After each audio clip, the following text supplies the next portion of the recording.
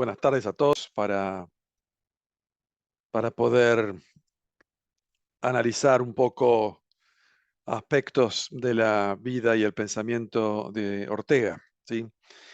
Em, Esta es la última reunión de un grupo de reuniones que inició Enrique Aguilar, eh, que tenían como hilo conductor la concepción política de Ortega.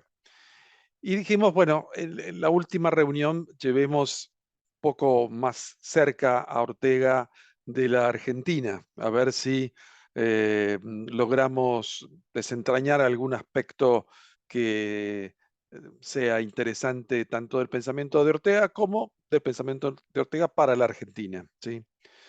En ese sentido, digamos, yo lo que pretendo es no hacer una revisión exhaustiva de las 3 visitas de Ortega a la Argentina, porque eso de alguna manera es un tema que ustedes seguramente ya han abordado a través de sus lecturas o en algún curso previo. Hay mucha literatura también sobre eso. Sino más bien, eh, ¿qué tanto influyó la Argentina en alguna de sus categorías fundamentales y en algunas categorías que tienen impacto en su concepción política? ¿Sí? Y digamos, el reverso de esto es, bueno, si hoy nosotros tuviésemos que acudir a Ortega para lograr alguna claridad sobre el panorama político argentino, político social argentino, eh, ¿nos tendría algo que decir Ortega? ¿Tendría palabras para el argentino del siglo XXI, Ortega? Podemos leerlo ya no esclavizados de la circunstancia en la cual produjo sus escritos, sino saliendo de ahí, llevándolo a nuestro momento actual. ¿Podemos recibir de él algún consejo, alguna idea, alguna noción que nos permita ubicarnos mejor en nuestra circunstancia? Bueno, ese es el propósito de mi charla y, por supuesto, están todos invitados a intervenir, a- a dar su opinión y su punto de vista cuando vayamos avanzando en estos temas. Em, para para hacerlo más claro y de una forma más ordenada, yo ahora les voy a ofrecer un PowerPoint, entonces donde eh, quiero compartir con ustedes esta visión que les propongo del pensamiento de Ortega. Vamos entonces a esperar que se conecte como corresponde la pantalla. Ahí estamos. ¿La están viendo todos? ¿Sí? Sí. Muy bien, perfecto. Entonces, vamos a ponerle ese título, ¿no? Ortega, Argentina y la política. Eh, y los ejes, como les comentaba recién, del análisis son, por un lado, porque es necesario un mínimo contexto, la relación de Ortega con la Argentina a partir de esos 3 viajes que les comentaba antes. El viaje de 1916 es un viaje en el cual también visita al Uruguay. En 1928 es un viaje, una estancia que también extiende a Chile. Y de 1939 a 1941, a todo 41, es el periodo del exilio de Ortega. Más allá de esto que sería la presencia física de Ortega, su presencia espiritual se mantiene y se extiende también en la relación que posee con el público nacional a través de sus colaboraciones periodísticas. Primero, al principio, incluso antes de su llegada a la Argentina, a través del diario La Prensa, y posteriormente a través de su larga colaboración con el diario La Nación. Después vamos a evaluar la experiencia argentina, qué es lo que le dio a Ortega la experiencia argentina. Y en ese punto vamos específicamente al tema de las masas y su idea de la masificación. Otro eje es el estudio de la psicología social del argentino. Digamos, punto de vista de la psicología social era relativamente novedoso en el momento en el cual él lo, lo aplica a la Argentina, o al argentino.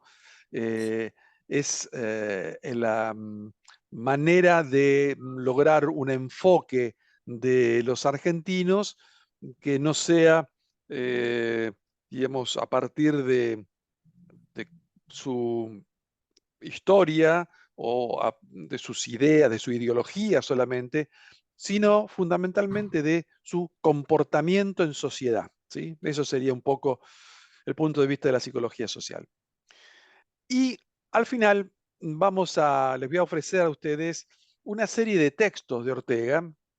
No les voy a mencionar de qué obra de Ortega han sido tomados, porque insisto, quiero que la lectura la hagamos como si estuviese Ortega escribiendo hoy y esto que les pongo yo lo estamos leyendo del Diario de la Nación de ayer. Entonces, los textos orteguianos como clave de la interpretación de la realidad argentina hoy. Empecemos con esto de los viajes muy rápidamente.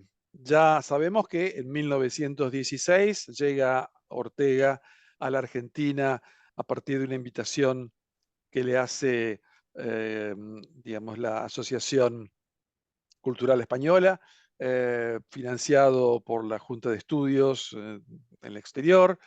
Eh, Ortega llega precedido de poca publicidad, si bien era una persona conocida, fue, mm, digamos, en la lista de los que podían venir a Argentina, no era el primero, ¿sí?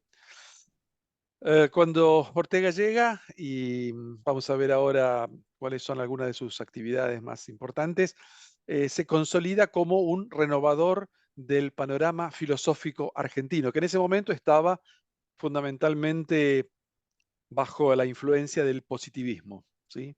Entonces, Ortega en el 16 fue el gran liberador del positivismo, de la filosofía que en esos momentos se dictaba en la Facultad de Filosofía y Letras de la Universidad de Buenos Aires. Él llega en el 16, la facultad había sido creada un poco más allá, poco más de 10 años antes. O sea, tenía prácticamente su claustro inicial.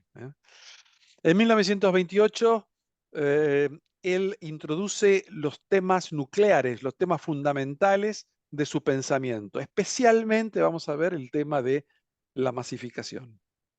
Y finalmente, entre 1939 y el 41, en su tercer viaje, que no se podría decir en este caso que fue un viaje estrictamente, fue una residencia de Ortega en Argentina durante 3 años, pretendió hacer un ensayo de argentinidad. Es decir, ¿qué significaría o qué hubiera significado para él residir en la Argentina e integrarse de una manera completa a la cultura argentina y sobre todo a la enseñanza de la filosofía, la academia argentina en esos momentos? Como les decía antes, en el 16 la visita de Ortega le permite ocupar la cátedra de cultura española. Esto es en la Universidad de Buenos Aires. Él va a mantener relación con la Universidad de Buenos Aires a lo largo de sus 3 viajes. Eso es algo interesante e importante de mencionar, porque hay allí un hilo conductor para entender a Ortega, sobre todo la idea que Ortega tenía de lo que era la cultura filosófica argentina. Em, Impartió básicamente 2 cursos, un curso abierto que llamó Introducción a los problemas actuales de la filosofía y un curso especial, de alguna manera restringido al claustro de la facultad y a los alumnos de la facultad, que fue un comentario a segmentos elegidos de la crítica de la razón pura de Kant. había programado un curso sobre Cervantes, pero no lo dio, no fue parte de su actividad, de su agenda en este viaje. Es interesante que en el curso de introducción a los problemas actuales de la filosofía se dedicara a poner a los argentinos a tono con lo que eran las últimas corrientes filosóficas europeas en ese momento. Y por la fecha, sabemos que eso significaba fundamentalmente dar noticia de el neocantismo, de la fenomenología sobre todo, y de algunos otros pensadores europeos, franceses y alemanes que él traía como una absoluta novedad y que lo alejaban totalmente de los planteos que hacía el positivismo, que eran planteos antimetafísicos, y él traía un pensamiento metafísico. Eso fue la gran diferencia que hizo respecto de lo que era el ambiente en la Argentina, sobre todo en la Facultad de Filosofía y Letras. La visita de 1928 nos hace preguntar si en Argentina podemos considerar que fue una inspiración para la rebelión de las masas, ¿sí? Para su obra. ¿Por qué decimos esto? Porque la experiencia argentina de las masas tiene que ver con una experiencia previa que el propio Ortega había tenido en 1916. En ambos casos, tanto en el 16 como en el 28, gobernaba Hipólito Yrigoyen, ¿sí? Y esto significaba, digamos, observar, ser testigo del acceso de estas masas de, de población de clase media, media baja, al poder a través de las elecciones que, que había facilitado la ley Sáenz Peña. Si miramos estas fotos, que eran las fotos que publicaba la, la revista, perdón, la revista Caras y Caretas, ¿eh? Ahí vemos, esto era lo que consultaba, lo que tenía a mano Ortega durante sus meses aquí en Argentina. Más allá de esta impresión directa, como dice Ortega al principio de su obra de la rebelión, de este hecho estadístico, que es que las masas están en todos lados, que inundan los mejores lugares, que ya no hay lugar, etcétera, etcétera. Ese rasgo, como él lo llama, visual del imperio de las masas, también se encuentra con que un pensador argentino-español, como es el caso de José Ingenieros, ya había publicado en 1913 una obra que se llamó El hombre mediocre, ¿sí? Muy interesante la lectura que podemos hacer de esta obra porque digamos, en buena medida toma aspectos que Ortega luego va a introducir en su propio análisis. Lo cual no quiere decir que Ortega se haya basado o se haya inspirado en ingenieros, pero que sí se da cuenta que el fenómeno de las masas no solamente es un fenómeno europeo, sino que es un signo de los tiempos, es un fenómeno mundial. Tanto se podía ver ese aparecer, esa pleamar de las masas en Europa, como también había sido testigo de su aparición en América, en Sudamérica, en el caso de Argentina. Fíjense expresiones que tiene en su obra José Ingenieros. Dice, si hubiera de tenerse en cuenta la buena opinión que todos los hombres tienen de sí mismos, sería imposible discurrir de los que se caracterizan por la ausencia de personalidad. Todos creen tener una y muy suya. Ninguno advierte que la sociedad le ha sometido a esa operación aritmética que consiste en reducir muchas cantidades a un denominador común, la mediocridad. El hombre que nos rodea a millares, el que prospera y se reproduce en el silencio y en la tiniebla, es el mediocre. Toca al psicólogo disecar su mente con firme escalpelo. Recuerden ustedes que uno de los capítulos de la obra La rebelión de las masas, tiene justamente ese nombre. Comienza la disección del hombre masa. ¿Sí? Fíjense qué coincidencia. Y dice luego, ingenieros, ¿por qué no tendemos al hombre sin ideales sobre nuestra mesa de autopsias hasta saber qué es, cómo es, qué hace, qué piensa, para qué sirve? ¿Eh? Esta idea de la disección del hombre masa es una idea muy orteguiana, pero que ya en 1913 la había enunciado, al menos en germen, José Ingenieros. También habla Ingenieros de lo que podríamos llamar el concepto social de la mediocridad. Dice, el hombre mediocre es una sombra proyectada por la sociedad.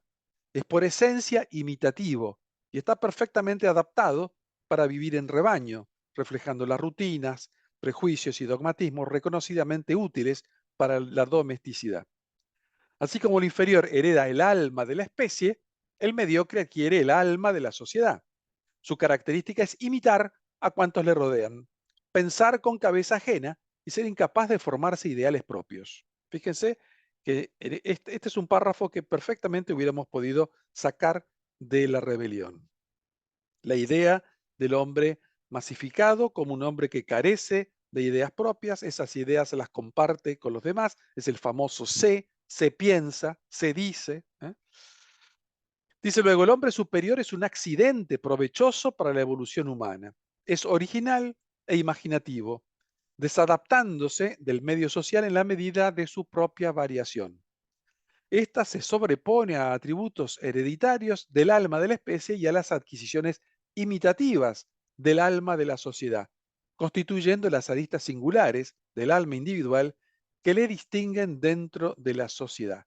Nuevamente aquí la famosa dualidad entre el egregio y el que es masa, ¿no? Es decir, aquel que puede llamarse un hombre superior, un hombre que se exige a sí mismo, y aquel que quiere ser como todos los demás. Dice luego, tomados los mediocres en su conjunto, puede reconocérseles funciones de lastre indispensables para el equilibrio de la sociedad. Merecen esa justicia. ¿La continuidad de la vida social sería posible sin esa compacta masa de hombres puramente imitativos, capaces de conservar los hábitos rutinarios que la sociedad les transfunde mediante la educación? El mediocre no inventa nada, no crea, no empuja, no rompe, no engendra, pero en cambio custodia celosamente la armazón de automatismos, prejuicios y dogmas acumulados durante siglos. Defendiendo ese capital común contra la acechanza de los inadaptables, su rencor a los creadores compénsase por su resistencia a los destructores. Los hombres sin ideales desempeñan en la historia humana el mismo papel que la herencia en la evolución biológica. Conservan y transmiten las variaciones útiles para la continuidad del grupo social. Constituyen una fuerza destinada a contrastar el poder disolvente de los inferiores y a contener las anticipaciones atrevidas de los visionarios. Son un fenómeno conservador. Por eso habla de un lastre, de algo que acompaña el camino, pero lo ralentiza, lo detiene. ¿Y cuáles son los peligros que para la sociedad tienen los mediocres? Ingenieros dice, sustraídos a la curiosidad del sabio por la coraza de su insignificancia, fortifícanse en la cohesión del total.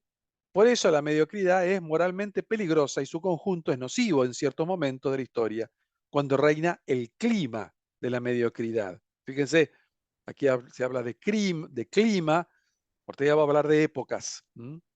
Épocas hay en que el equilibrio social se rompe en su favor. ¿eh? El ambiente tórnase refractario a todo afán de perfección. Los ideales se angostan y la dignidad se ausenta. Los hombres acomodaticios tienen su primavera florida. Los estados conviértense en mediocracias. La falta de aspiraciones que mantengan alto el nivel de moral y de cultura ahonda la ciénaga constantemente. Es decir, que hay una pérdida, en esta época en la cual lo que brilla es esa mediocridad, de tal manera que todo el nivel histórico tiene una baja, ¿eh? Fíjense que aquí también, de alguna forma, estamos llegando a esa idea del nivel de la historia. Bueno, lo cierto es que estas conferencias que da Ortega en el año 1928 las dicta en un ciclo de la Asociación Amigos del Arte, ¿eh? Y ahí presenta muchos de los temas, no todos, pero muchos de los temas que luego van a ser desarrollados en la rebelión de las masas. Fíjense, aquí también estaban los anuncios de las conferencias de Ortega en la revista Caras y Caretas, ¿eh? Fíjense, cada una de las semanas introducía una nueva conferencia, ¿eh? Así que el pensamiento filosófico de Ortega aparecía en los medios informativos como un hecho normal, común, ¿eh? Que había un gran público que era capaz de recibirlo y de interesarse por él. Yo les comentaba, fueron 5 las conferencias que dio en Amigos del Arte. La cuarta conferencia, que la dicta el 15 de octubre del 28, lleva por título El nivel de nuestro tiempo y va a retomar una serie de párrafos que Ortega había escrito para otro texto llamado Dinámica del tiempo, Masas, la cual a su vez se incorporará en el primer capítulo de La rebelión de ciertos textos, el hecho de las aglomeraciones, pero también en el segundo, que es decíamos recién, la subida del nivel histórico, la altura de los tiempos y el crecimiento de la vida. Como verán, todas estas ideas de Ortega en el 28 no solamente las tiene por esto que decíamos que es el espíritu de la época, sino también porque es capaz de visualizarlas perfectamente en la Argentina, ya sea a partir de los ojos de José Ingenieros, como a partir de sus propios ojos en las presidencias, en lo que acontecía socialmente en las presidencias de Irigoyen. La última conferencia del 28 de octubre, que se titula El peligro de nuestro tiempo, va a tomar algunos párrafos que luego se incorporan en el punto quinto de la rebelión como un dato estadístico. Al mismo tiempo aparecen artículos, no solamente como les mostraba recién, más que nada como una suerte de noticia o de publicidad de las conferencias en Caras y Caretas, sino que en el diario La Nación, el 1 y el 8 de diciembre de 1929, aparecen artículos con el nombre La Rebelión de las Masas 1 y La Rebelión de las Masas 2. Esto es posterior a la publicación que hace Ortega en el diario El Sol entre octubre y noviembre del 29. Así que perfectamente, tiene perfectamente claro que está de alguna forma, por un lado, anticipando la experiencia de lo que para él va a ser reflexionar sobre la aparición de las masas, como también eh, compulsando frente al público argentino los escritos que él había hecho en la península ibérica. Vamos a la tercera visita, entre comillas, residencia de Ortega, que no es otra cosa que un exilio. Ahora, este exilio, él pretende eh, que sea una experiencia de posible inserción en la vida cultural argentina, ¿sí? No solamente porque él tenía un proyecto editorial que en una España asolada por la guerra civil y luego por la Segunda Guerra Mundial, bueno, tenía muchas dificultades de proseguir, entonces quería cambiar, digamos así, la capital de edición de sus escritos y traerla de Madrid a Buenos Aires, pero también tenía un proyecto, si se quiere, más ambicioso desde el punto de vista filosófico, como era el encarnar algo así como hoy diríamos una red de autores. Es decir, comenzar con otros esta labor filosófica de poner a la filosofía argentina a la altura de su tiempo, ¿sí? Para eso él, insisto, se había hecho de muchos amigos en sus viajes, dictando los cursos en la Universidad de Buenos Aires. Piensen que en el 28 el otro curso que da es una anticipación de qué es filosofía, su célebre curso del año 29. Entonces, todos esos seguidores de Ortega en la Universidad de Buenos Aires, él pretendía que fueran algo así como los inspiradores de un movimiento filosófico hispanoamericano que tuviese una extensión continental. Recordemos que hay seguidores de Ortega en Puerto Rico, en México, en Venezuela, en Chile, en Argentina, por supuesto, alguno en Uruguay. Entonces, tenía la ambición de fundar una red intelectual latinoamericana y para eso no solamente continuó con su labor de, de publicación, con muchas interferencias, digamos, con el problema económico como trasfondo de toda su labor publicitaria, dictando conferencias y también entonces manteniendo un epistolario bastante nutrido con otros filósofos a los cuales los interesa en desarrollar la filosofía con el máximo rigor científico. Fíjense ustedes que la influencia de Ortega en este periodo es realmente muy importante, muy notoria.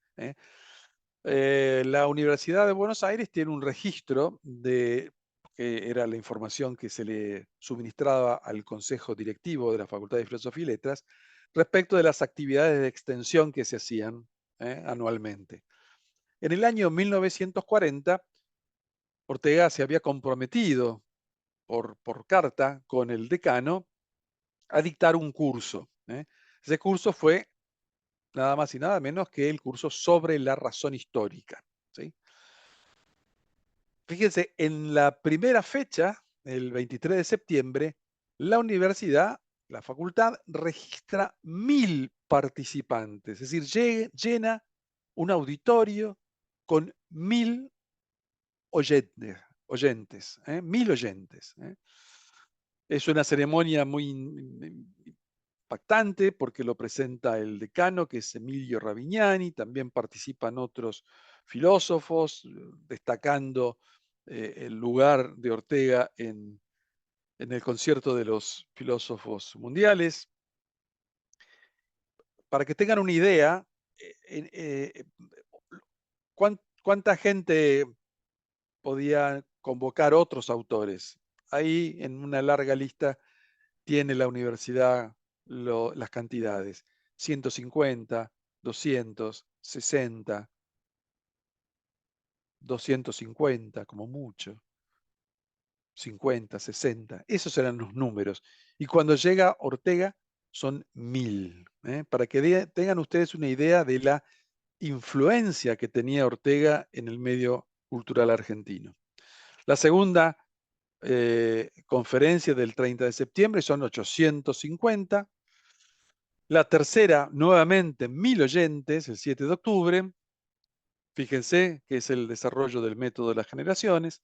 Y el 14 de octubre, la cuarta, los principios de una nueva filosofía, reúne 650 oyentes. Como verán, realmente un notable auditorio para las charlas de Ortega.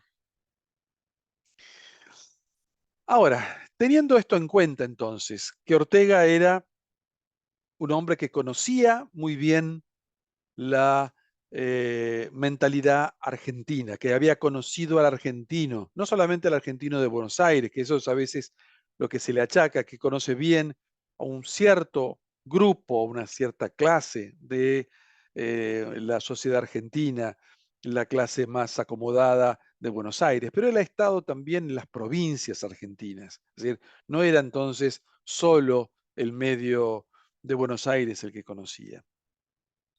Lo hace en el segundo viaje, que se extiende, como decíamos, en el caso del primero, al final pasa por Uruguay, en el caso del segundo viaja a Chile, está un mes en Chile, eh, y, y en el tercero, como decíamos antes, bueno, hace el intento de un establecimiento, de establecerse, residir en Argentina con la idea de poder iniciar alguno de sus proyectos editoriales desde Buenos Aires. E incluso de insertarse en la universidad en Buenos Aires, teniendo una cátedra a su cargo. Bueno, el proyecto con la Universidad de Buenos Aires se malogra, fundamentalmente porque todos aquellos que hubieran podido hacer fuerza por la incorporación de Ortega ya no están en la universidad, o se han jubilado o han muerto, o no se encuentran dictando clases. Entonces se encuentra con que nadie puede abrirle las puertas de la universidad, no hay un grupo que lo reciba como había sucedido en los viajes anteriores, pero que habían sido viajes solamente de 6 meses. Entonces, con todo eso, él empieza a dar su visión del argentino y de la Argentina y de cómo eran la vida en Argentina, qué pasaba con las cosas argentinas. Así es entonces que él tiene en el año 29 dos artículos que que caen en el medio cultural como una suerte de bomba. ¿Sí? ¿Por qué? Porque critica sin piedad las, esta tipología, este perfil del argentino em, como un hombre, dice él, a la defensiva, un hombre entonces incapaz de una sinceridad vital, que vive de sus sueños, vive de promesas. Y eso, bueno, le trae un enfrentamiento muy duro con una buena parte de los escritores, sobre todo de los escritores de los medios periodísticos, que desconocen entonces que Ortega tenga atributos como, o se haya ganado el lugar como para decir esas cosas de Argentina, y así entonces cargan contra él de una forma bastante terrible.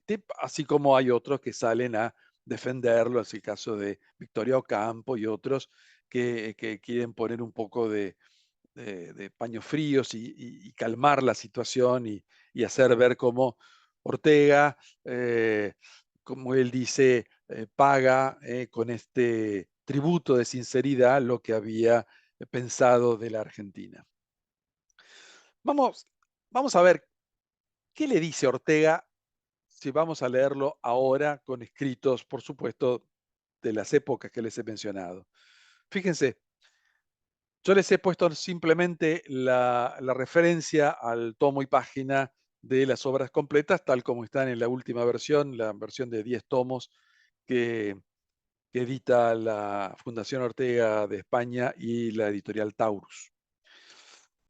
Dice así: ¿acaso lo esencial de la vida argentina es eso, ser promesa? Tiene el don de poblarnos el espíritu con promesas. Reverbera en esperanzas, como un campo de mica en reflejos innumerables. El que llega a esta costa ve ante todo lo de después. La fortuna, si es homo economicus, el amor logrado, si es sentimental, la situación, si es ambicioso. La pampa promete, promete, promete. Hace desde el horizonte inagotables ademanes de abundancia y concesión. Todo vive aquí de lejanías y desde lejanías. Casi nadie está donde está, sino por delante de sí mismo, muy adelante en el horizonte de sí mismo, y desde allí gobierna y ejecuta su vida, de aquí, la real, presente y efectiva. La forma de existencia del argentino es lo que yo llamaría el futurismo concreto de cada cual.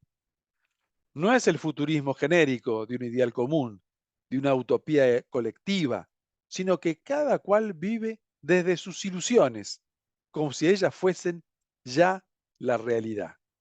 Fíjese esto que dice en el 29, cómo nos toca hoy directamente. Seguimos siendo un pueblo que vive en esa lejanía y en esa proyección de su ser más deseable, pero no, que no es el real, que no es el real.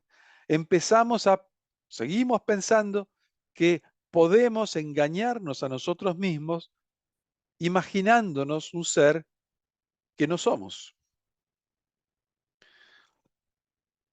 ¿Qué dice Ortega del Estado argentino ya entonces, cuando nos visita, sobre todo en el 28? Dice, el anormal adelanto del Estado argentino revela la magnífica idea que el pueblo argentino tiene de sí mismo.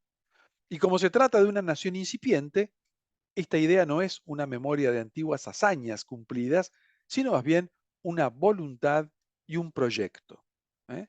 Es decir, fíjense, incluso el Estado aparece rodeado de esta suerte de fulgor de algo que no existe, que es puramente imaginativo, que es un proyecto, pero que nunca llega a concretarse.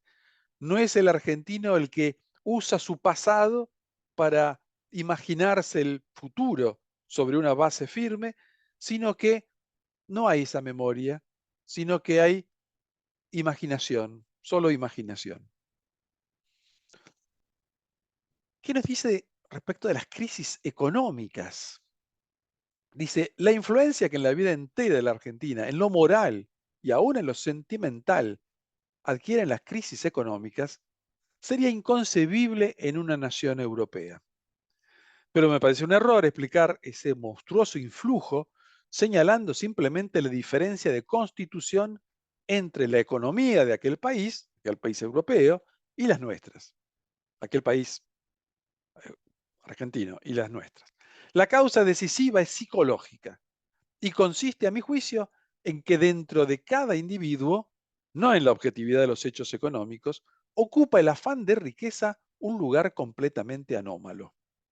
Esta exorbitación del apetito económico es característica e inevitable en todo pueblo nutrido por el torrente migratorio. Después vamos a analizar esa idea que tiene, esa idea hegeliana, ¿no? Que tiene Ortega de poner a América en una suerte de prehistoria y de ambiente colonial, ¿no? Ahora, Ortega dice todo esto, como les digo, antes de 1930. Imagínense si hubiese conocido nuestra pasión por seguir minuto a minuto la cotización del dólar. ¿eh? Fíjense cómo esta causa psicológica que él invoca, esta suerte de afán de riqueza que se desborda en el alma argentina, cómo hace, cómo crea estas características que hoy nosotros hemos normalizado, pero que en algún momento Ortega vio que eran una cierta novedad que aparecía en el panorama de las naciones. Em, Ahí tienen ustedes la foto de la revista Logos de la Universidad de Buenos Aires. Ahí escribe Ortega un artículo muy interesante sobre la inteligencia. Y dice, quien viniendo como yo de fuera aspire a aclararse los problemas de la vida argentina, así en lo colectivo como en lo individual, creo que deberá partir, como de un hecho central, de la desproporción enorme que existe entre la preocupación económica de vuestra sociedad y el resto de sus actividades. Fíjense cómo Ortega descubre que hay en el argentino una, un nervio económico que no es asimilable a otros. ¿eh? Incluso llega un momento en que él manda a un economista que él quería mucho, que trabajaba con él en la revista de Occidente, a un congreso aquí en la Argentina, para que con ojos de economista analice qué era lo que estaba pasando con los argentinos, no con la Argentina, no era una estadística de sus logros económicos, sino qué pasaba con el argentino. Dice luego, más un pueblo que ve claro delante y quiere con decisión su porvenir, como el argentino, sabe muy bien lo que ha de hacer para corregir este defecto original. Y eso que ha de nacer no podrá consistir en otra cosa que en dedicar tanta mayor energía al cultivo superior de las actividades sobreeconómicas, cuanta mayor es su desproporción frente a las utilitarias. Esta obra de fomento reflexivo en torno a la cultura superior es la misión de la universidad. Ustedes saben muy bien que Misión de la Universidad es un texto que se publica al mismo tiempo que la rebelión de las masas en el año 30 y obedece a una conferencia que le piden a Ortega de la Federación de Universitarios Españoles y él concibe la misión de la universidad no solo como un análisis del lugar social que tenía que tener la universidad y cuáles deberían ser sus rasgos fundamentales, sino en qué medida la universidad y su vigencia podía salvar a Europa de la invasión de las masas y de la toma del poder espiritual por parte de las masas.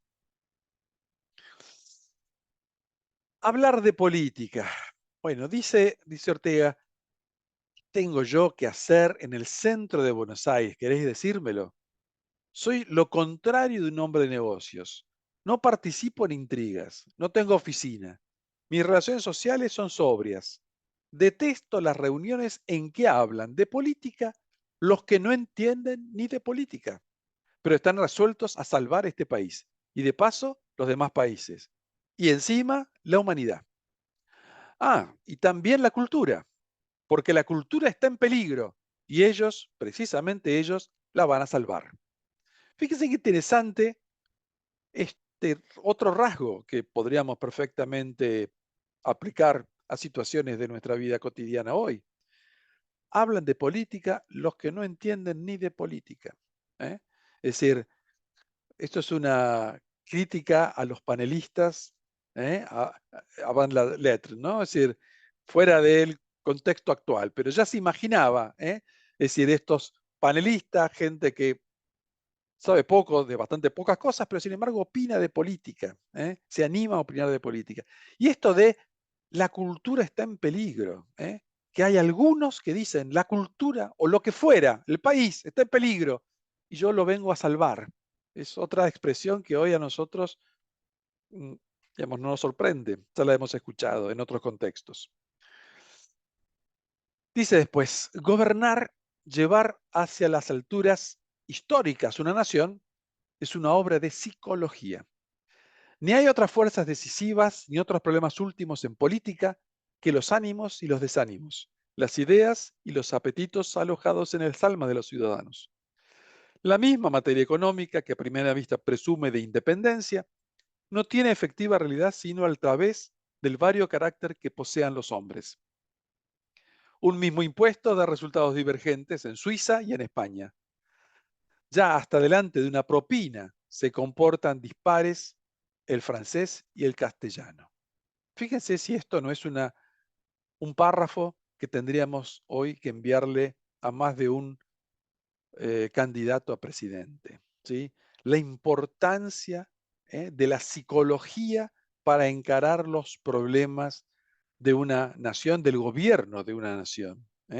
Esto que hoy dicen, bueno, pero se necesita entusiasmar, el ser capaces de lograr un cambio en las expectativas. Bueno, todo eso son temas de psicología, temas de psicología que Ortega había encontrado mucho antes que lo que nos dicen hoy los influencers y los maestros de la comunicación política. Y fíjense qué interesante cuando se refiere a los extremismos. Dice, ¿o creían ustedes que lo que pasa hoy en el mundo, que el atroz perdimiento actual del hombre en política consiste verdadera, propia y últimamente en que no sabemos qué hacer con las instituciones. Porque conste, sobre esto no hay la menor duda, que lo que pasa hoy en el mundo, sobre el plano de la política, es siempre y por esencia un plano superficial. Creer lo contrario y no haber meditado 5 minutos en serio sobre qué es, no la política mala y la política buena, sino qué es en absoluto la política. Lo que pasa en el mundo, digo, sobre el plano de la política, es lisa y llanamente que en todo el mundo no se sabe qué hacer con las instituciones. Como dije el primer día, este no saber qué hacer toma a veces el disfraz de lo inverso. De puro no saber qué hacer se finge un superhacer, un hacer exagerado, frenético, tajante, ese falso hacer que oculta la inanidad de su sustancia con lo superlativo del gesto, es el hacer extremado o extremismo. Los extremismos se han producido siempre en el mundo cuando no se sabía qué hacer. Sobre ello tengo publicada hace años una lección universitaria. No recuerdo si en la revista española Cruz y Raya o en la revista de Occidente. Lección que trataba y acaso se titulaba sobre las situaciones extremas o algo así. Pero con disfraces superlativos o sin ellos, el hecho es que no se sabe qué hacer con las instituciones en ningún lugar del planeta sin excepción. El proceso estará más avanzado en unos países que en otros, pero en sustancia la situación es en todas partes la misma. Donde quiera hay una conciencia turbia y como un tácito remordimiento respecto a las formas del Estado. Fíjense qué interesante, ¿no? Esto de se recurre a extremos, ¿no? A extremos. Y acá habla de disfraces superlativos, ¿sí? Disfraces superlativos. Una sierra podría ser un disfraz superlativo, ¿eh? Decir que vamos a cortar todo con una sierra podría ser algo de lo que Ortega se imaginaba con un disfraz superlativo, quizás. Y llegamos aquí a un tema que le gusta mucho a Enrique, que es el tema de liberalismo y democracia. Dice Ortega, la primera mitad del siglo XIX, asegurando los resultados de la Revolución Francesa, conquistó para el futuro este derecho a la distancia, que no otra cosa es la libertad política. Libertad, divino tesoro. Todo lo demás es problemático. La democracia misma ofrece dudas porque la democracia es una de las soluciones al problema de quién debe mandar. ¿Acaso sea la mejor? Más, en tanto que se resuelve esa cuestión en uno u otro sentido, yo necesito, desde luego, sin distingos, equívocos ni reservas, mantener mi personalidad intacta. Saber que, mande quien mande, el príncipe o el pueblo, nadie podrá mandar sobre lo que hay en mí de inalienable. Liberalismo, democracia son, pues, no solo dos cosas distintas, sino mucho más importante la una que la otra. Yo confío en que el gran derrotado en esta guerra no sea pueblo alguno, sino un pensamiento, el pensamiento excesivo del Estado. Llevamos 40 años durante los cuales la preocupación por el establecimiento de la democracia ha desalojado la preocupación por la libertad. Y esta guerra, en efecto, ha sorprendido a los europeos con más capacidad para ser buenos siervos de sus estados respectivos que buenos individuos, dueños y señores, cada cual de sí mismo. Todavía no tenemos oído ese rumor que en otras ocasiones ha acertado a levantar sobre las de la Europa apasionada un puñado de hombres libres. ¿Sí? Nuevamente aquí, después lo vamos a ver en unos minutos, el liberalismo enfrentado a la democracia, Ortega toma partido por el liberalismo. Dice después, pues ve bien claro que la democracia por sí es enemiga de la libertad y por su propio peso, si no es contenida por otras fuerzas ajenas a ella, lleva al absolutismo mayoritario. Nueva prueba de que es el diabólico vocablo una escopeta cargada que no debe dejarse manejar a esos párvulos del pensamiento que son los políticos. ¿Eh? Entonces el riesgo que conlleva la democracia en su misma esencia es, es la opresión de una mayoría que puede entonces extinguir la libertad de los individuos. Cuando veo que una libertad ya estatuida en los códigos no se cumple, solo me ocurre pensar que son necesarias nuevas libertades, nuevas conquistas políticas para que las antiguas no sean burladas. Yo protesto de ese concepto de las libertades públicas que da a estas un significado meramente pasivo. Para los demócratas atenienses, libertad y democracia querían decir solo esto, que cada cual viva como quiera. Mas nosotros tenemos obligación de mayor experiencia. Para nosotros, libertad debe significar dos cosas. Con respecto al individuo, licitud extrema de sus acciones, libertad negativa. Con respecto al Estado, obligación de poner al individuo en condiciones cada vez más perfectas para usar de esa libertad. Como verán, hay una notoria preferencia de Ortega por la libertad y por el rol que le corresponde en una sociedad moderna. Y pasemos a un tema que también nos puede traer resonancias eh, bastante actuales. Dice, el imperio que sobre la vida pública ejerce hoy la vulgaridad intelectual es acaso el factor de la presente situación más nuevo, menos asimilable a nada del pretérito. Por lo menos en la historia europea, hasta la fecha, nunca el vulgo había creído tener ideas sobre las cosas. Tenía creencias, tradiciones, experiencias, proverbios, hábitos mentales, pero no se imaginaba en posesión de opiniones teóricas sobre lo que las cosas son o deben ser, por ejemplo, sobre política o sobre literatura. Le parecía bien o mal lo que el político proyectaba y hacía, aportaba o retiraba su adhesión, pero su actitud se reducía a repercutir, positiva o negativamente, la acción creadora de otros. Nunca se le ocurrió oponer a las ideas del político otras suyas, ni siquiera juzgar las ideas del político desde el tribunal de otras ideas que creía poseer. ¿Sí? Nuevamente aquí es la rebelión de las masas intentan eh, eh, eh, establecer, ¿no? Es decir, la vulgaridad como un derecho. ¿Eh? Quieren tener derecho a ser vulgares, a pensar como piensan y a no buscar ninguna instancia superadora de eso. Y tenemos un fantástico texto que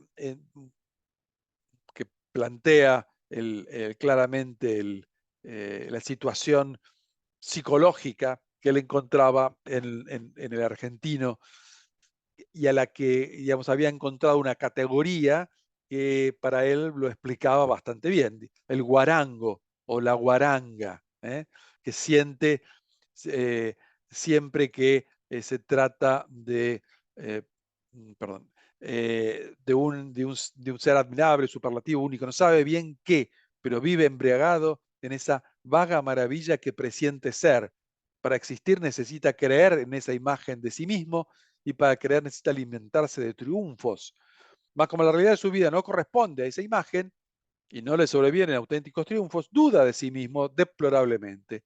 Para sostenerse sobre la existencia necesita compensarse, sentir de alguna manera la realidad de esa fuerte personalidad que quisiera ser. Ya que los demás no parecen espontáneamente dispuestos a reconocerlo, tomará el hábito de aventajarse él en forma violenta. De aquí que el guarango no se contente con defender su ser imaginario, sino que para defenderlo comience de luego por la agresión. El guarango es agresivo, no por natural exuberancia de fuerzas, sino al revés, para defenderse y salvarse.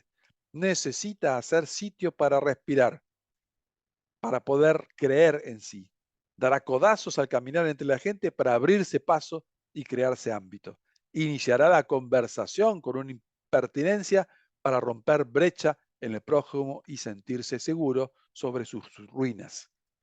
Femenino o masculino, el guarango corroborará su imaginaria superioridad sobre el prójimo, sometiéndole a burlas del peor gusto.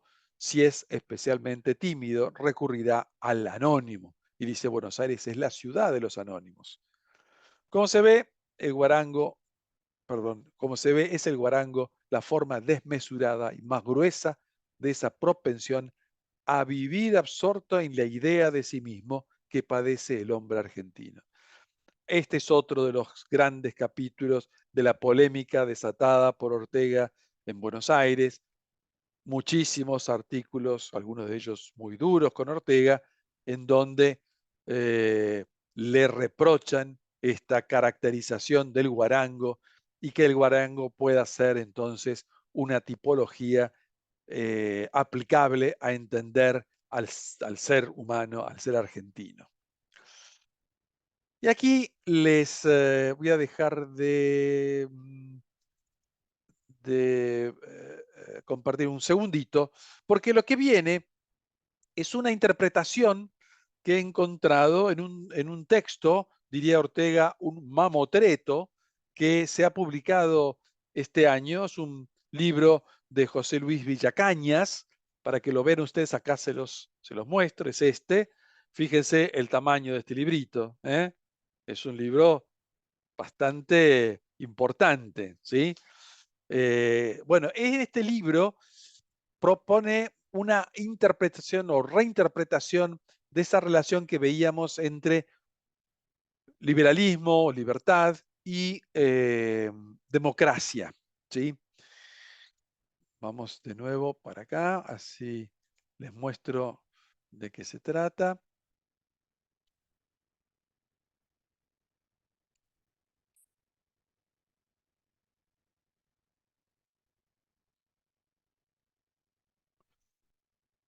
Dice, el libro se llama así, ¿no? Ortega y Gasset, una experiencia filosófica española.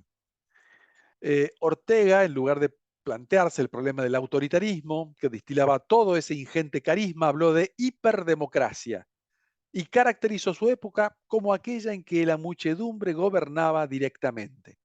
Mientras Max Weber había hablado de intereses materiales y espirituales de las masas, que debían ser atendidos por los líderes democráticos dotados de un carisma antiautoritario, Ortega, ignorando el dispositivo real de gobierno de los totalitarismos, habló de una hiperdemocracia en que la masa actúa directamente, sin ley, por medio de materiales presiones.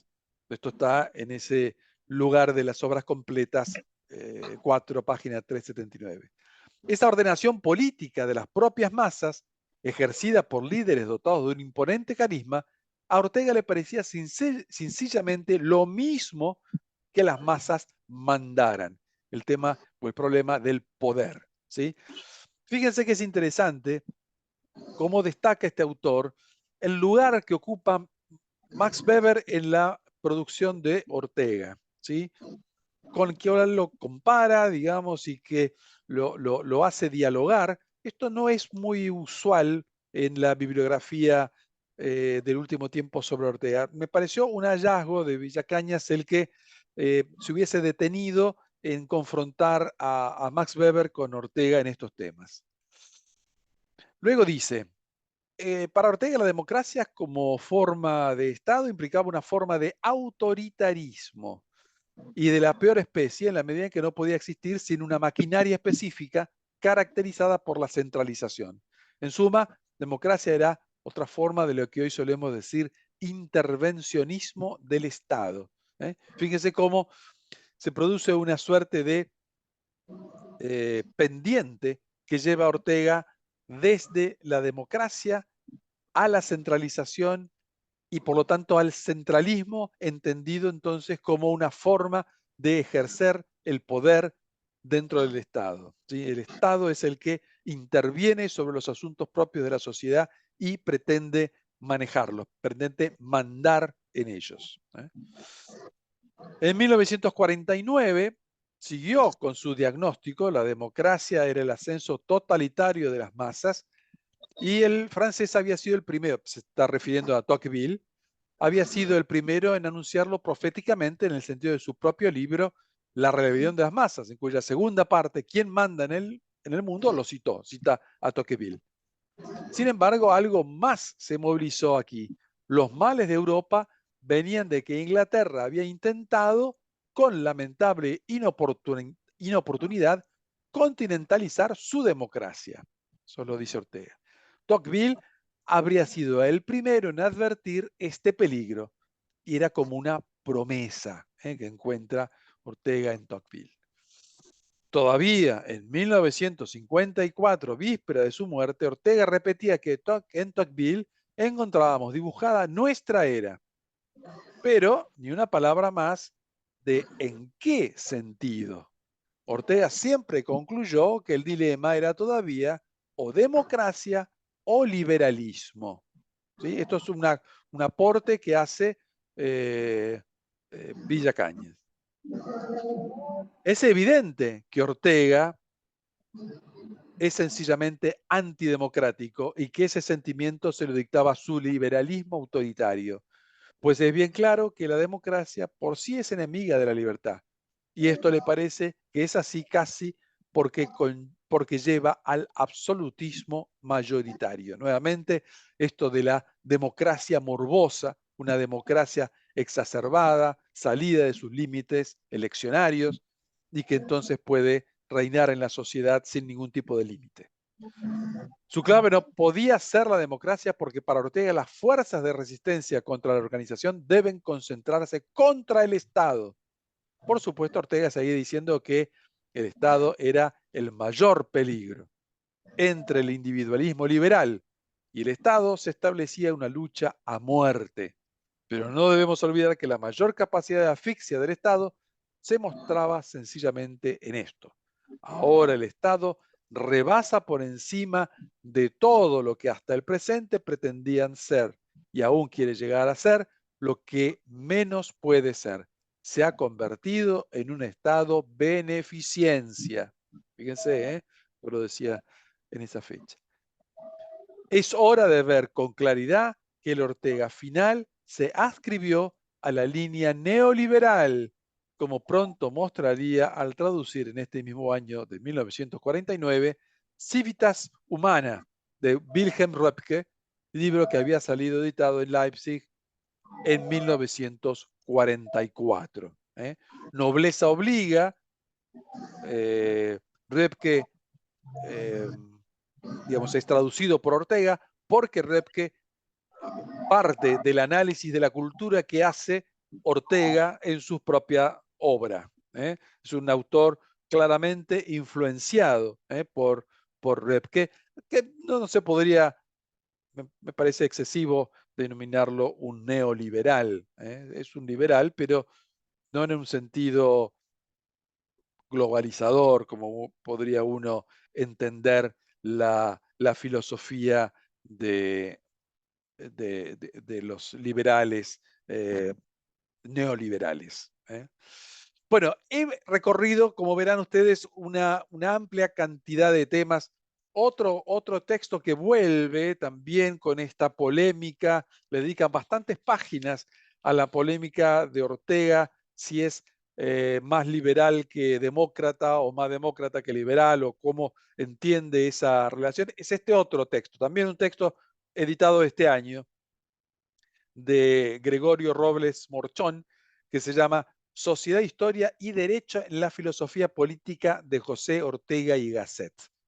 Insisto, le dedica una buena parte de la obra a analizar la influencia de Tocqueville sobre Ortega en orden al liberalismo, a ver cómo salva Ortega una estructura de poder basado en los individuos a una estructura eh, en la cual prevalece la sociedad, el poder social que lo da el Estado. ¿Sí? Ahí aparece reiterado eso. En su momento hicimos en la fundación un coloquio sobre todo orientado a periodistas y a opinantes sociales, vamos a decir así. En esa época no había la categoría de influencer, pero era algo así, en el cual les proporcionamos una suerte de antología de textos orteguianos sobre cuestiones políticas y económicas. Y efectivamente encontramos en la obra de Ortega muchísimas referencias a la actualidad de lo que son nuestros usos políticos. Por eso digo, una lectura contemporánea de Ortega nos daría la sorpresa de leer muchísimas eh, referencias a situaciones que se producen en la actualidad, ¿sí? Ya sea en la actualidad absolutamente actual, ya sea en este tiempo eleccionario, con dichos y con propuestas de candidatos, como en el panorama social que tiene hoy la Argentina. Y cuando digo social, incluyo lo político y lo económico, obviamente. Hay en Ortega muchísimas intuiciones nacidas de su experiencia argentina entre el año 1928 y 1941, que son realmente notables. Notables porque, por un lado, nos ponen en la advertencia de caer en ciertos vicios o en ciertas caídas, ¿sí? En caídas, como diría, caídas morales, ¿no? En el sentido tanto de la moral ética como de la moral de pérdida de vitalidad. Y hay ahí en Ortega esas advertencias que son realmente muy contemporáneas, ¿sí? Muy vigentes. Por eso yo los incito, los invito a que vuelvan a las páginas de Ortega, no solamente de eh, La Pampa Promesas o El Hombre de la Defensiva o Meditación de la Criolla o en general el conjunto de textos de la Meditación del Pueblo Joven, sino a muchos otros textos que, que no necesariamente son textos que podríamos decir son textos políticos de Ortega, pero son textos en los cuales se revela esa preocupación que él tenía, al igual que Tocqueville, de cuál era la calidad de las formas de gobierno que venían. Iban a ser capaces de preservar la libertad del individuo, iban a dejar la conciencia del individuo a salvo, o iba a ser una forma de gobierno que iba a pisotear la personalidad del individuo, lo iba a anular, iba a proponer una vida como la que el gran inquisidor le proponía al Cristo de Dostoyevsky, que mientras haya pan, la libertad de los hombres pasa a un segundo plano, ¿no? Bueno, todas esas anticipaciones están en Ortega, insisto, su lectura es muy vigente y, y bueno, eso, los invito, espero que las charlas de Enrique y esta mía los pongan, los entusiasmen, los pongan en la faena de leer nuevamente a Ortega, de leerlo completo y sin duda van a encontrar ahí un aire de familia a muchas de las críticas que él hace respecto de lo que ustedes van a ver o están viendo en nuestras calles. Pero bueno, esto fue hasta ahora un monólogo. Son ustedes ahora los dueños del micrófono, los que quieren intervenir con preguntas, observaciones o reflexiones. Encantadísimo. Sí, Roberto, hay algunas reflexiones por el chat, si querés Sí, mirar, sí, sí, porque sería ahí veo. interesante verlas. Sí, entonces en 1928, en el ensayo Intimidad, es la parte que lleva por título La Pampa Promesa, exactamente la primera parte, ¿sí? La primera parte de...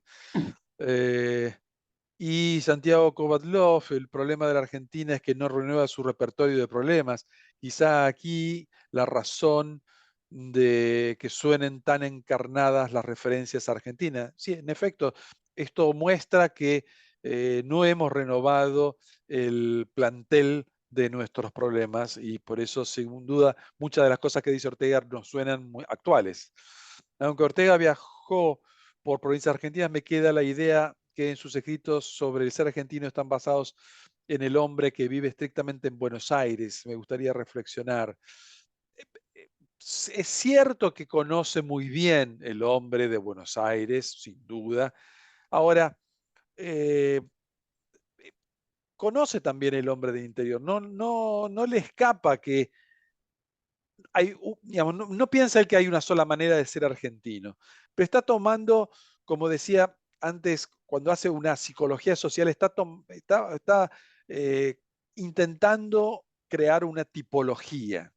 Y la tipología que más le interesa, o aquella a la cual su lector europeo le puede resultar más impresionante, sin duda es la del argentino. Este argentino que no vive en sí mismo, que vive en una proyección de su propio ser, que no acepta la crítica, que es un guarango. Es decir, esa tipología no aplicable sin límites a los argentinos, me parece que queda en las páginas de Ortega porque era la más interesante para un lector europeo, ¿sí? O para un lector universal que no fuese solo argentino. Él trata de darle una explicación a los argentinos, o mejor dicho, de poner en relación a los argentinos con ese espejo que él intenta formar, eh, pero también sabe que hay otros lectores que no han pisado la Argentina y que entonces, si tiene que llevarlos a ellos a un nivel de comprensión del ser argentino, tiene que partir de estas categorías que son casi diríamos categorías inéditas, que no se van a encontrar en otros lugares y seguramente no se van a encontrar en Europa, aunque él también ha hecho ha tendido muchos puentes con España, incluso en sus conferencias. Él decía, bueno, en España esto también sucede, o esto que pasa en España también lo tienen ustedes aquí, ¿no? Es decir, hay puntos en los cuales se acerca y en los cuales se aleja esta tipología del argentino.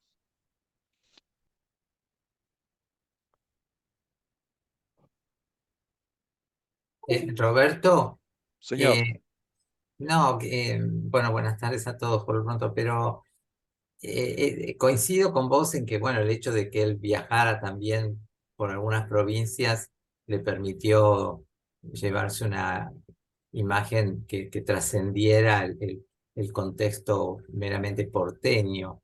Pero ahí me corregirás vos, pero me da la impresión de que sus mayores enojos con la Argentina proceden de experiencias muy porteñas, ¿no? Me parece que el texto ese que vos citaste, La balada de los barrios distantes, que es un texto durísimo, tiene que ver con cosas muy, muy de acá.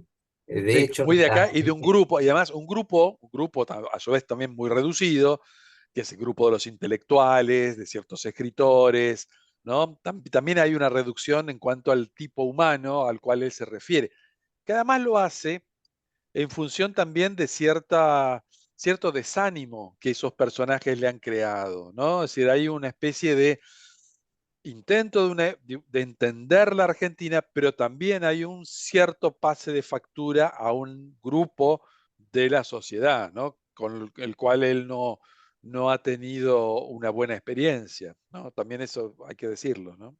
sí, de hecho, quizá te acuerdes, porque el otro día a raíz de una intervención, no recuerdo ahora, disculpas, de la persona que motivó este comentario, surgió el tema de este artículo, El intelectual y el otro, que es del 40, que evidentemente es un pase de factura, pero yo no me acordaba y les dije, bueno, este tema lo pueden encontrar seguramente en el libro de Marta Campomar sobre Ortega y la Nación. ¿Quién era ese otro? ¿Vos era un Alfonso de la Ferrere o qué? Exactamente, Alfonso de la Ferrer, que se Contemporáneo. había ido de la Nación, digamos, haciendo una nota muy terrible, digamos, contra Ortega, con todas las Ah, era por letras. una nota contra Ortega, yo no me acordaba eso. Exactamente. Sí, sí. Y él se va, digamos, ¿no? Es decir, se va de la Nación, ¿no? Sí, deja de Ah, escribir. Sí, sí. Deja de escribir. Sí, sí. Exactamente. Sí, sí. Deja de escribir durante unos cuantos años. Sí, sí. Ortega. Exacto. Sí, Ah, sí, es una polémica, por eso digo, que tiene con algunos que no es lo usual que Ortega los nombre o se digne nombrarlos o ni siquiera como grupo, pero parte de esa tipología también es un pase de factura para decirle, miren, ustedes me dicen todo esto porque vean lo que les toca a ustedes dentro de esta caracterización que yo hago del argentino, ¿no? Claro. Ese es un poco el lado, digamos así, combativo de Ortega.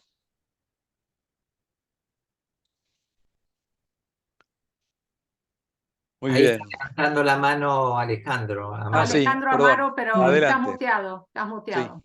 Ahora. ¿Estoy muteado? ¿Me No, escuchan? Ahora no, ahora sí. sí. Ah, ok, perfecto. No, bueno, buenas tardes. ¿Qué tal? Dos preguntas, una pregunta y una reflexión. La primera, muy cortita, y discúlpenme la obviedad, pero recién hablábamos de La Nación. ¿Ortega no tendrá ideas más parecidas a lo que en su momento era la prensa? Él comienza escribiendo, si mal no recuerdo, que son 3 o 4 artículos en la prensa entre 1910 y 1911.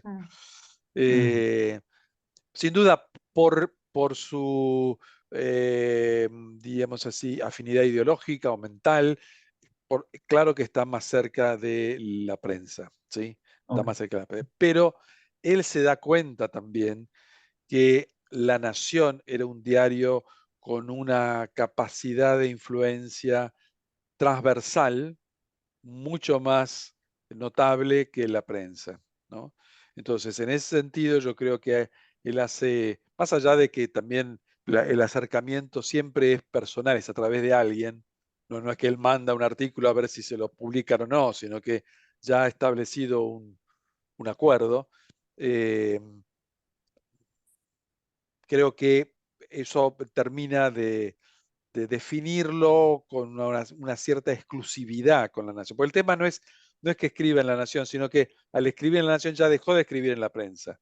Sí. Ahí hay todo me parece a mí, una serie de razones también de orden económico, y porque entiendo que él piensa que la Nación es más o es el diario que puede elegir para una obra de pedagogía cultural, si se quiere, sobre el argentino, ¿no? Esa influencia cultural que él quería, me parece que le servía más La Nación por su, eh, digamos, porque era un diario más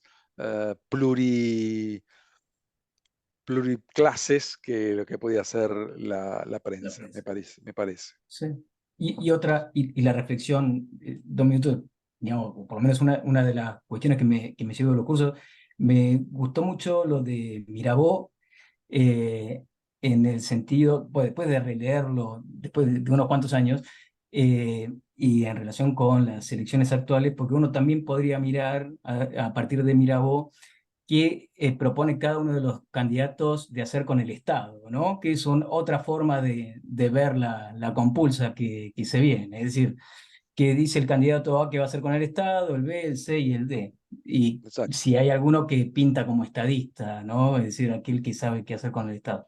Pero Sin bueno, duda, me y como interesó mucho. radiografía también de que a veces no hay que pedir demasiado o no hay que esperar demasiado, ¿no? De la figura del político. Eso es un poco también una lección del Mirabeau, ¿no? Que tendríamos que tenerla Exacto. en cuenta, pero nos cuesta tenerla, porque pues nosotros somos seres éticos en otro sentido que Mirabeau, ¿no? Entonces, pero Es hay que, que, hay que, hay que reflexionar sobre eso, sin duda, sin y duda. la parte, perdón, pero la parte final cuando dice, bueno, pero no todo político es un estadista, hay algunos rasgos, pero muy Es, difícil. Bueno, después no ahondo exactamente, más, pero sería exactamente, una buena exactamente, enseñanza. Sí. exactamente, así es, así es. Diego, Roberto, ¿cómo sí, ¿qué estás? tal? ¿Cómo te va? Muy bien. Algo ya dijiste, pero me gustaría que ampliaras un poco. Parece haber en Ortega una especie de ilusión inicial de la Argentina como promesa, etcétera, que se va diluyendo y es mucho más escéptico en su último viaje e incluso después. ¿Cómo es este proceso y tiene algo que ver con el proceso político argentino que obviamente va, va degradándose a medida de sus viajes y también el crecimiento del Estado, la importancia del Estado que él denuncia en ese texto del espectador? Esa relación, la desilusión, si es que la hay, creciente de Ortega con Argentina, si es que la hay, y si en algo de esto tiene una relación con el proceso político argentino o con el proceso intelectual argentino, que por ahí en sus primeros viajes veía una intelectualidad mucho más de avanzada y después no tanto. No sé, tu reflexión Sí, sobre sí. esto. Bueno, yo te diría, por eso yo hablaba de la experiencia argentina de Ortega, fue para él una suerte de laboratorio, ¿no? Laboratorio respecto de su capacidad de influir, sobre todo en las nuevas generaciones, a la manera de entender y calibrar ciertos fenómenos sociales, ¿sí? Entonces él, digamos, cosas que no decía en España las viene a decir a la Argentina, ¿no? Como dice, digamos, su capacidad de dirección espiritual, ¿no? Su capacidad de influir en la mentalidad de los argentinos para que trabajen o por lo menos una parte de su intelectualidad se aboque a ciertos temas o resuelva tal como él lo propone ciertos conflictos.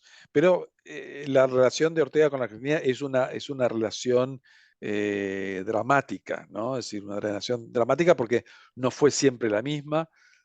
Tuvo momentos de una gran, diríamos, de una gran eh, eh, exterioridad, ¿no? Es decir, de un triunfo que parecía hoy, como se dice hoy, de un rockstar, ¿no? Es decir, el hecho que rompieran las puertas de la Facultad de Filosofía para entrar a las conferencias, es lo que hoy diríamos, rompieron las puertas del estadio para escuchar a un cantante o lo que fuera.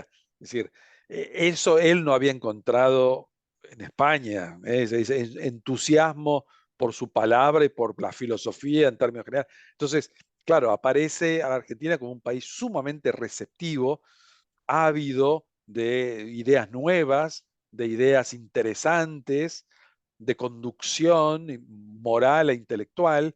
Entonces eso sin duda le hace tener en alta estima todo lo que podía hacer y lograr la Argentina.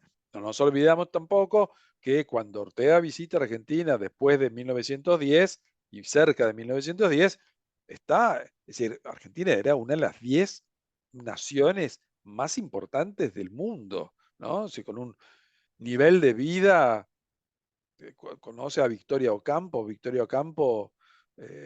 bueno, decidía dónde pasar sus 6 meses, en Nueva York, en París, es decir, se encuentra con un grupo por lo menos que no había conocido, no había frecuentado por lo menos en España, con esta capacidad, ¿eh?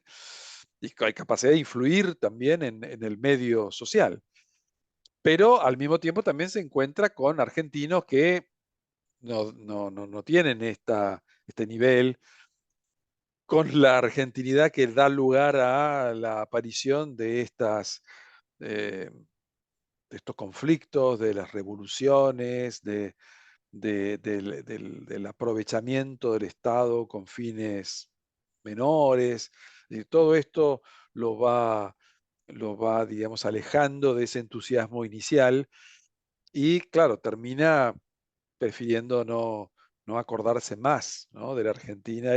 Fíjense que el secretario técnico del Congreso de Mendoza, el Congreso Internacional del 49, era su gran amigo, eh,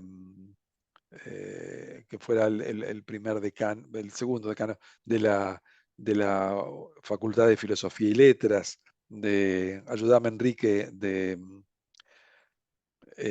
ahí no me sale el nombre, Alejandro Korn, no. no, el anterior. Eh, Rivarola,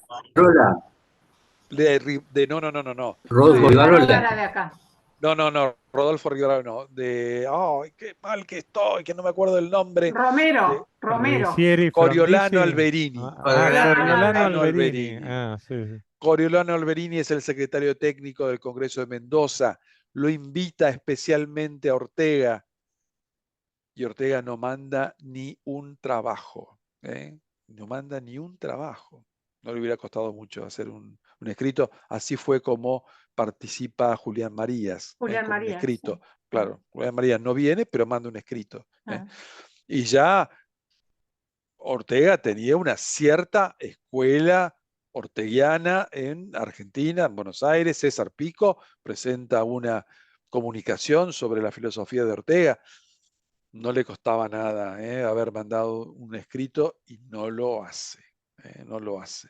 Él cuando se va de Argentina se va bastante enojado, no enojado, bastante deprimido, Desilusionado, yo creo, ¿no? desilusionado por su experiencia última argentina, ¿no? Entonces él pasa de ese enorme entusiasmo del 16 a, insisto, en el 49 no quiere ni acordarse de la Argentina.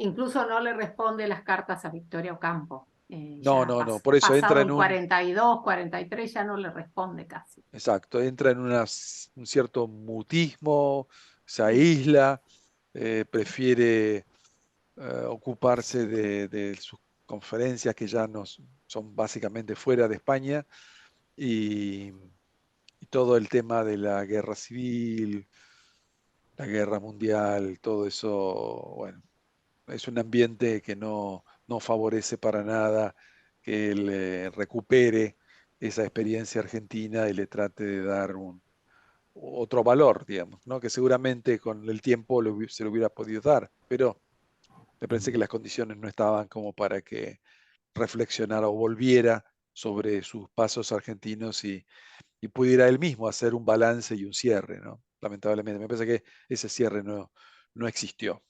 Y así como formó escuela en Madrid, después Julián Marías, otros, en Argentina, ese intento de formar una escuela, digamos, orteguiana, él siguió en contacto con esa suerte de discípulos o No, también es que eso en se realidad, cortó. que en realidad yo diría no tuvo estrictamente discípulos.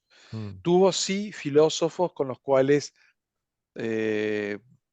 en muchos temas acordaba y le parecía interesante tener intercambios. Yo diría de sus amigos, César Pico, pero en temas de sociología, o Jaime Perrió en temas de política, o Máximo Echecopar, pero en orden a su vida práctica fundamentalmente, a sus emprendimientos editoriales. Esa era la gente que estuvo más cerca de él, ¿no?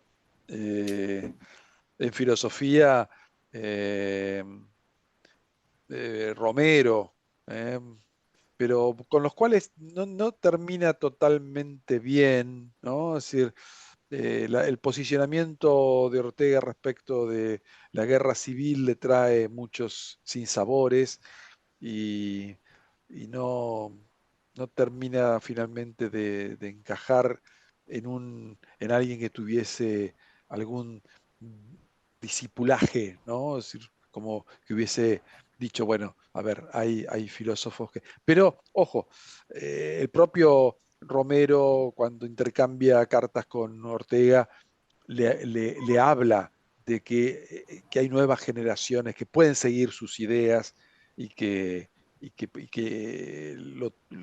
le dan importancia y reciben su filosofía de una forma positiva, ¿eh? Pero, pero la realidad es que el propio Romero no termina bien, ¿no? Le dedica un libro, ¿no? El de la jefatura espiritual, ese no es de Romero. Ortega y el problema Perdón. Ortega y el problema de la Sí, jefatura de la jefatura espiritual. espiritual, exactamente. Sí, sí, sí. Pero No, no entiendo. Ahora, no, vos no, dirías no termina bien. Sí, además posteriormente. que en el medio todo es ciertos chismes, ¿no? De qué era Sí. lo que decía Gauss y uno se lo pasaba a otro y qué le pasa a Ortega. Terminó no viene en el mundo filosófico, digamos, ¿no? Sí, Ahora me incluso preguntan acá, en la academia argentina, una preguntita, en la academia argentina, o sea, tampoco tuvo mucho peso, salvo, no sé, gente como Ezequiel de Olazo o a lo mejor Eugenio Pucciarelli, pero mucho más no. no, exactamente, te diría yo, más cerca de, diría yo, de Olazo como Olazo. influencia que de Pucciarelli, que tuvo influencia, además estaba los filósofos jóvenes que supieron rodear a Ortega, pero el hecho de él no haberse insertado en la Universidad de Buenos Aires cuando estuvo acá 3 años, bueno, le impidió ejercer un magisterio más Sostenido, inmediato sí. con quienes estaban en temas filosóficos, ¿no? Acá me dicen, no me quedó claro por qué esa profunda decepción con Argentina, por qué ese mutismo. Bueno, porque justamente el ambiente argentino le fue muy refractario a, en esa última época de no admitirlo en la universidad, no poder armar una editorial, no poder trasladar la revista de Occidente a ser editada aquí en Argentina. Bueno, todo eso fueron contratiempos que Ortega digamos, no, fue muy duro para él. Y luego me dice María Magdalena, me dice, realmente doloroso saber esto en nuestro país, más grave es que aún somos así. Ojalá ocupen más lugar pensadores y divulgadores, como ustedes deberíamos escucharlos en TV, no en espacios de formación cerrados. Sería valioso que un grupo de sabios que orienten el pensamiento de las masas, que sea algo cotidiano, reflexionar en estas cuestiones importantes. Bueno, en la Fundación Ortega, en la medida en que puede, trata de aumentar el círculo de los que tienen acceso al pensamiento de Ortega. Como les comentaba, hace algún tiempo invitamos a periodistas y divulgadores y políticos también a que conozcan de primera mano el pensamiento de Ortega. Y bueno, es algo en lo cual tenemos que estar, digamos, pendientes todos los días de divulgar estas ideas y el pensamiento en general de Ortega. Ya les mostré 2 libros, traje otros, ¿no? Que estuve hace menos de un mes en Madrid y pude conseguir esto, pero es importante destacar que sigue habiendo tesis sobre Ortega, se sigue escribiendo sobre Ortega, es decir, Ortega no es un pensador que está olvidado, que está muerto, sino que está muy vigente, es muy vigente en generaciones, insisto, que lo eligen para obtener su doctorado. Así que eso es algo positivo, es algo que a nosotros, por lo menos quienes seguimos el pensamiento orteguiano, nos alegra y pensamos que es valioso. Insisto, no crean ustedes en lo que yo les digo, vayan a los textos de Ortega y van a encontrarse con un pensador muy actual. No van a estar leyendo un pensador del siglo XX, sino que realmente una buena parte del siglo XXI también se puede transitar con la ayuda de Ortega. Incluso una revista con referato en la que vos has escrito, la revista de Estudios Orteguianos, digamos, ya es una revista especializada que lleva Exacto, más de 20 números, exacto. Sí, enteramente el dedicada último es el 24, creo. al 24, por eso Sí, enteramente dedicado a Ortega. Quería añadirte una postilla muy melancólica cuando hiciste referencia al tránsito de la prensa a la nación, ¿no? En esa sí, época, intelectuales de este calibre necesitaban además, no solamente para divulgar sus ideas, sino para pagar sus Sí, gastos, escribir en los medios, ¿no? Porque era una exacto. época en que los medios pagaban y Sí, sí, sí, bastante. por eso dije yo, también debe haber esa exclusividad con la nación, también debe haber Sí, tenido su por parte eso. económica, ¿no? Yo me acuerdo de haber leído una carta de Unamuno a Luis de Zulueta, donde le expresaba lo agradecido que estaba con el diario La Prensa por el tema del dinero que recibía por sus entraba. notas. Bueno, Unamuno creo que tenía que pagar la olla de 11 hijos, entonces se ve que, no digo que viviera exclusivamente de eso, pero se ve que era una época donde los medios podían pagar bien, cosa que obviamente hoy no ocurre, ¿no? Por lo Sí, menos seguro la carta la firmaba el número 10 y 11, especialmente al final, postdata, sí, gracias a la sí, prensa. sí, sí. Bueno, ya Sí, estamos pasados sí, del no, horario. solo una cuestión que por ahí Sí, estoy en un error, ¿no? Pero me da la sensación de que hoy decimos la prensa y la nación, y bueno, la nación tiene muchísimo más, pero en aquella época me da la sensación que la prensa era el diario.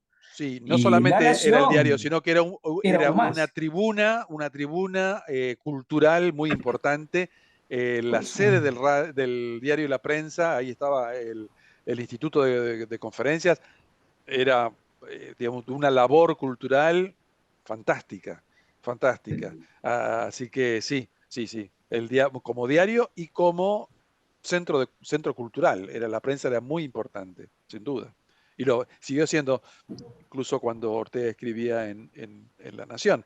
Pero por eso digo, hay también un fondo económico que seguramente La Nación podía cubrir mejor que la prensa en esos momentos y para esos temas, ¿no? Para esos temas.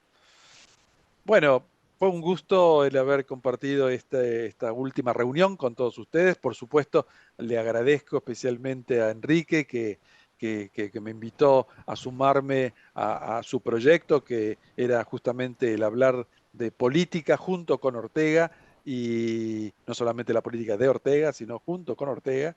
Y bueno, yo me sumé al final, pero me parece que el balance que pueden hacer ustedes de estas charlas es, insisto, el de poder tener la confianza de volver a un autor como Ortega, sabiendo que ahí van a encontrar cosas que son buenas, son útiles para el mundo en el que estamos y que nos toca enfrentar.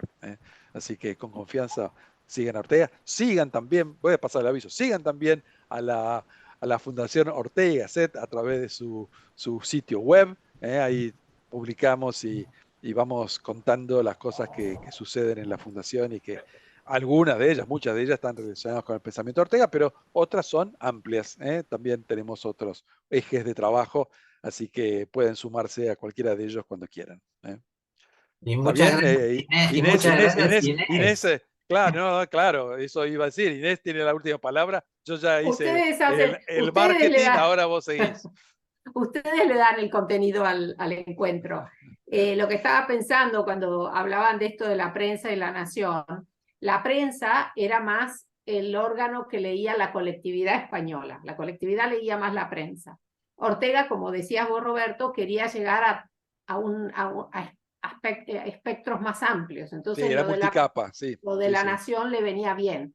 Y el que lo lleva a la nación es Fernando Ortiz Echagüe, que era un periodista español que estaba, bueno, vivió un tiempo acá, luego cubrió la Guerra Mundial y la Guerra Civil. Y él le hace el vínculo con la nación. Muy interesante esa etapa, porque pasar de un periódico al otro, bueno, era todo un tema, pero esa Sí, fue un sí. poco la visión de Ortega. Exacto. Bueno, Muy gracias, bien. no interrumpo. No, estamos despidiéndonos, pasando el aviso y esperando encontrarnos en alguna otra oportunidad, en algún otro Zoom o presencialmente, que tenemos una sede hermosa de la fundación, así que están invitados a conocerla y a compartir Cuando alguna quieran. de las actividades que hacemos en persona. Muy bien, muchas Bárbaro. gracias a todos, gracias Enrique Gracias, nuevamente, Roberto. gracias Inés y nos seguimos viendo. Nos seguimos viendo. Adiós. Chao, chao.